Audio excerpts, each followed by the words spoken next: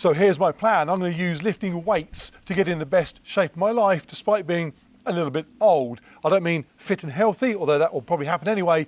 I mean train to look a certain way, so I've never really done before, so it's going to be interesting. But I'm not new to exercise. In the past I've tried jogging and ended up an ultra runner. When I tried cycling I ended up going across the entire country. And when I gave race walking a go, I ended up almost as famous for doing so as Walter White.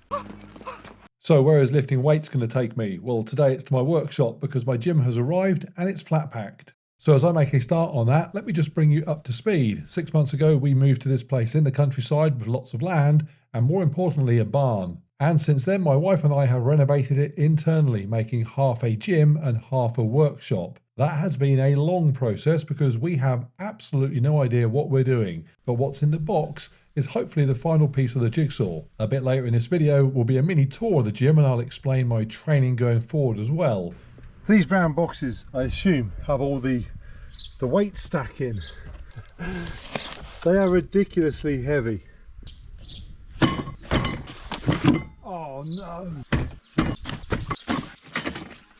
I can't pick up the wheelbarrow. And what's coming out of the box bit by bit is an EX4000 squat rack that Extreme Fitness have sent me. I was lucky enough to get offered a whole bunch of racks to choose from a variety of companies, but I didn't find anything that offered as much as this thing does. The box is empty. Wow, that was exhausting. So everything has been moved. I say everything's been moved. I'm going to do the weights themselves last because they're just bloody heavy.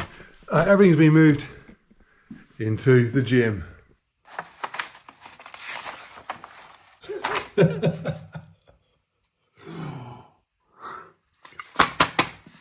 Look at it. What? The problem here that I hope the EX4000 will help with is space. As home gyms go, clearly it's not small. My last one was a single garage and it had to share space with everything you'd normally find in a single garage. But the reality is you can't really have too much room. When we were renovating this, it felt like we had an abundance of space here. But as soon as we started putting various bits of kit in, it became apparent that efficient use of that space was going to be really important. Right, so I've put together the four corners of the rack. So I've got an idea of what shape it's going to be. Square, apparently. Now I need to figure out where it's going to go. The distance between this wall and this wall is a lot longer than between this wall and the pillar over here. So my concern is I'm not going to have room for my legs when I'm laid on a bench. Laying this way would be fine. I can even move the dumbbell rack and have loads of room, but it just won't look as good facing this wall as facing this one. So what I'm going to do is I'm going to move these weights out of the way. I'm going to, if I can, pick it up.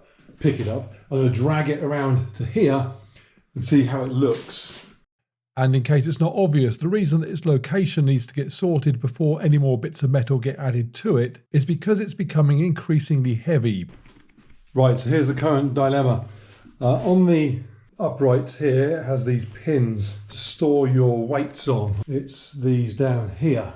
I need to therefore leave enough room for the plates to go on there, but not even be really close to the mirror because I don't want to be tired and throwing weights on there and smacking into the mirror.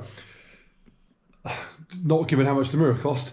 Right, Jen has just been in to offer her expert advice and the decision has been made. We are going 3.5 inches away from the mirror, which gives us a lot more space this way. It means I'm not going to be banging my knees when I'm doing bench press here. The downside, of course, is that we can't put weights on the back. So what we're going to do is we're going to take... You don't need to hear my idea here because it involved drilling multiple massive holes through a post holding up the whole barn. So I decided against it. Instead, we can jump to the next issue that cropped up. Okay, the build has entered the mildly annoying phase that every build of this type has, where you think, oh, it's going really well, and then you realise that you've kind of rushed ahead. This has to go on this upright by sliding over the top before you put these two on. and these two on. The good news was that this was actually the only time I had to significantly backtrack on anything, despite the instructions looking stupidly complicated. Once you start to understand what all the relevant bits are, it's actually quite straightforward. I'm not sure I'd describe it as a fun build, but it beats cleaning out the chickens. It is starting to take shape. Got the Smith bar on now.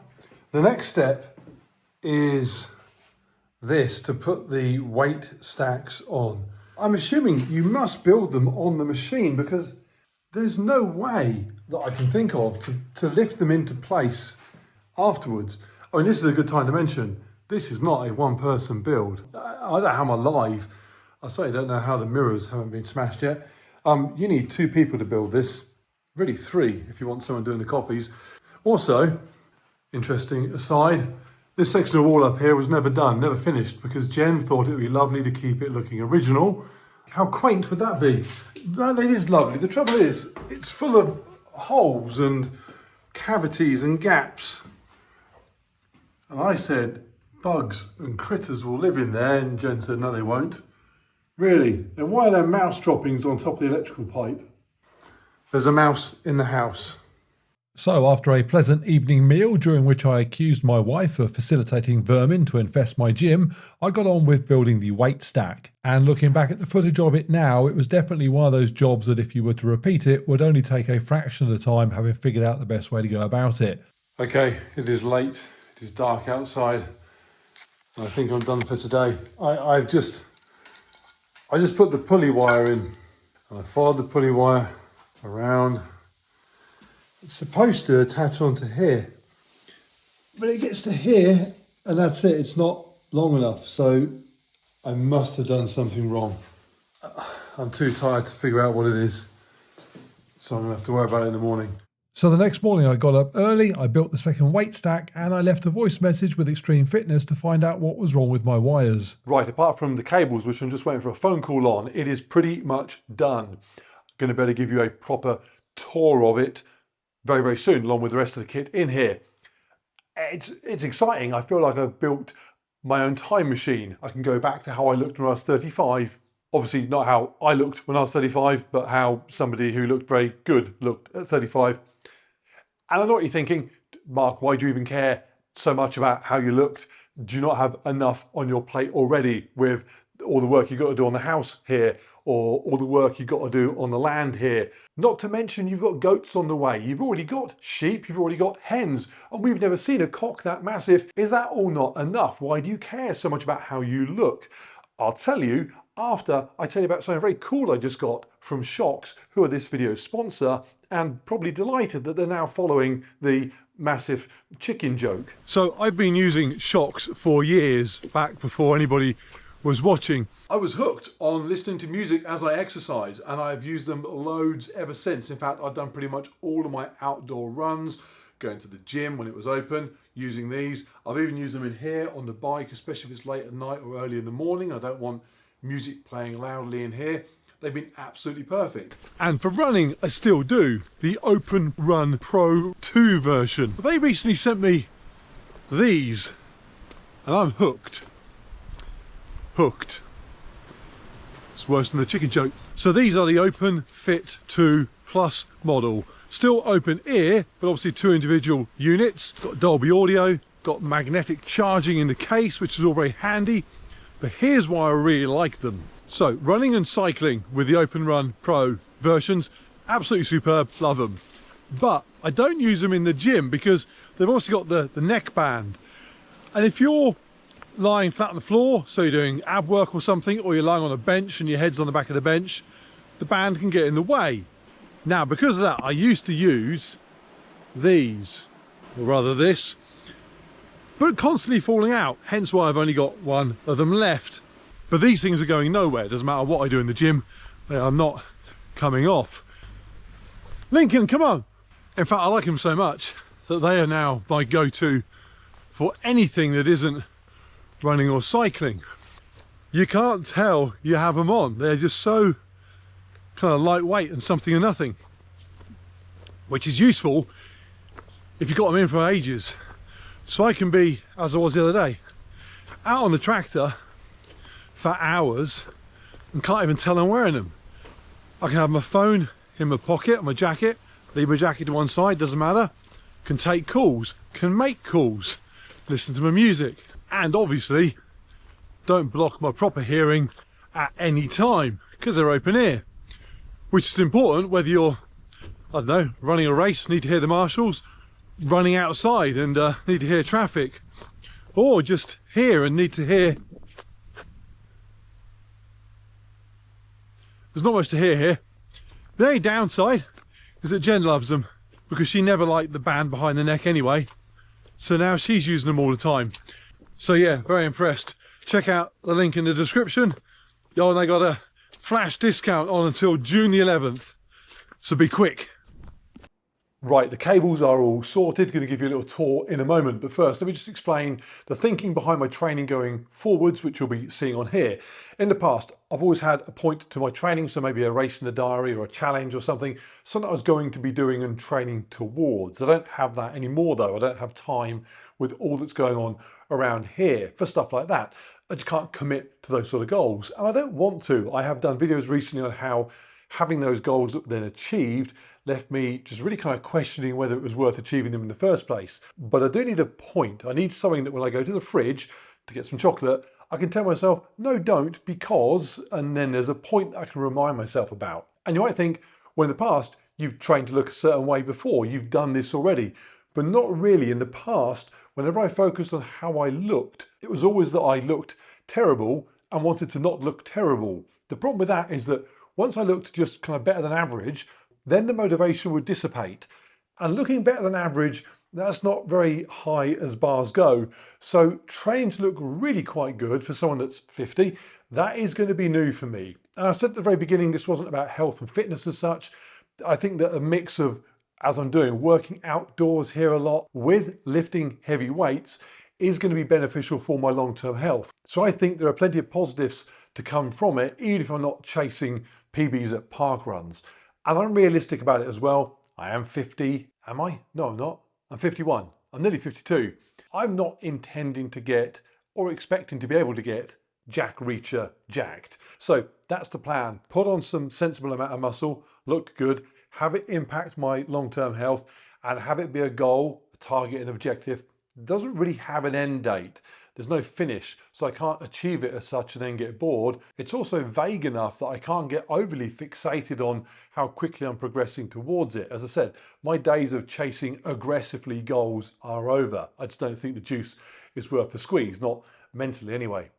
Okay, let's look around. Right, a little tour of the entire place because it is now about 95% finished, and then I will show you the rack. Starting here at the doorway.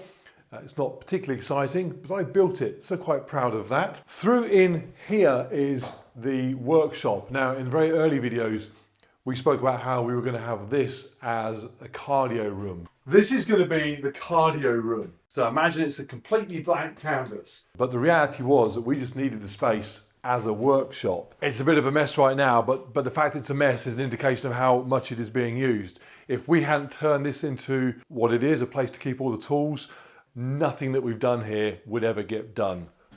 TRX straps, air conditioning unit up the top.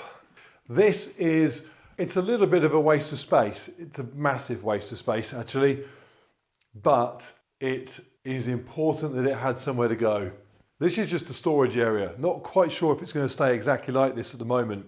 When we've been using the gym for a bit longer, we'll decide what we're using a lot of and what we're not using, and basically what we can keep and what we don't need to have in here. Because again, there's just not the space in here to be messy. We've then got the twin Zwift bikes and the PC tower that runs the Zwift software, and twin Wahoo Kicker fans as well. I like it as cold as possible when I'm in here, so I tend to have the air conditioning on max and the fans as well. Twin TVs, obviously, for the bikes.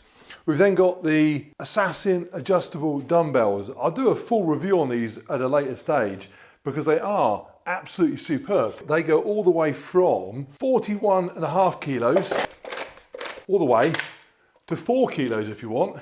Got the regular dumbbell rack. Again, dumbbells from Extreme Fitness, same guys as the rack is from. Odds and sods corner, just bands and skipping ropes and badminton rackets. Last area is here. Got the rams. Adjustable kettlebells, same as the adjustable dumbbells. Just dial in what you want and leaves behind what it doesn't need. Freak Athlete bench. We can do all sorts of things on it. Primarily used by me for Nordic curls. And then last of all, the ski erg. And then decent sized space here for just doing whatever you need to in terms of floor work. So back over to the rack. So starting off with just how easy it was to put it together. It might not have looked like it from the video clips. Sometimes with things like this, you find that the holes don't all line up perfectly and it just gets on your nerves. Everything here slotted in to where it was supposed to. And the build quality extended to things like the finish. I kept slipping with the spanners or dropping bits of metal and stuff, and I kept thinking, I'm going to chip it, I'm going to damage it. And I didn't. Its paintwork on it is rock solid, which you'd hope because it's going to have bars slamming about into it and so on. But even so, it's just nice to see that it came out of the process of getting built completely unscathed. So what has it got? Twin 120 kilo stacks at the back. It's then got a Smith bar in the middle. And then on the front, it's got those adjustable pulleys that I put on at the wrong time when I was building it. And these are about as adjustable as you could possibly get. Clearly, if we take the bar hooks off, clearly they go up and down as you'd expect, but they also go in and out and then up and down on the arm. It means you can basically position yourself wherever you want to be. Tricep pushdowns is a good example. So put this back up. Traditionally, you'd have to be stood in front of the machine like this. But with this setup, I can swing the bar out here and I could do them stood here, facing the mirror in front of me. I can face this mirror over here. In fact, I can even swing the bar and do my pushdowns facing the mirror in the middle. Super versatile.